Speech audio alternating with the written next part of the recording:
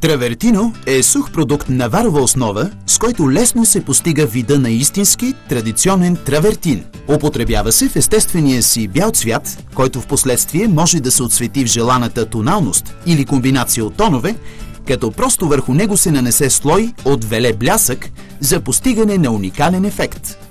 С мече или четка нанесете слой от грунт Adicolor Fondo Universale, разреден с 20-30% вода. След като извадите плика с сухия продукт от кофата, налейте приблизително 5 литра вода. Добавете 1/3 от сухата смес във водата и започнете да бъркате на ниска скорост, като продължавате да прибавяте към сместа останалото количество прах и още малко вода, докато достигнете приблизително необходимите 7 литра за кофа и сместа стане хомогенна.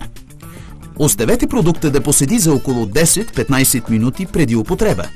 Започнете нанасенето на първия слой с неръждаема стоманена маламашка, като покриете цялата повърхност равномерно и оставите слоя да изсъхне за около 12 часа. Нанесете по същия начин втори слой от продукта и го оставете за малко.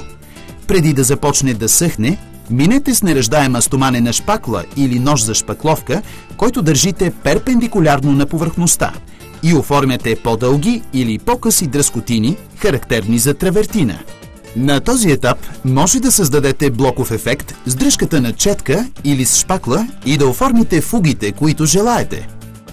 След постигането на желания релеф, минете с неръждаема стоманена шпакла по цялата повърхност, като оказвате силен натиск, за да сгъстите и полирате леко повърхността. В случай, че продуктът започне да съхне твърде бързо, може да намокрите стената, за да я освежите и да увеличите отвореното време за работа. Adicolor Травертино може да се остави както е, за да изглежда като естествено покритие, а може и да се отцвети и защити с помощта на веле или веле сребро и злато, разредена с 30-40% вода и нанесена с четка.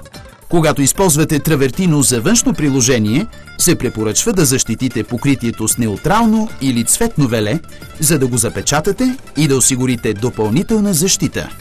Изключителен представител на Adicolor за България – Теразит ЕООД. Повече информация за продуктите може да намерите на adicolor.bg.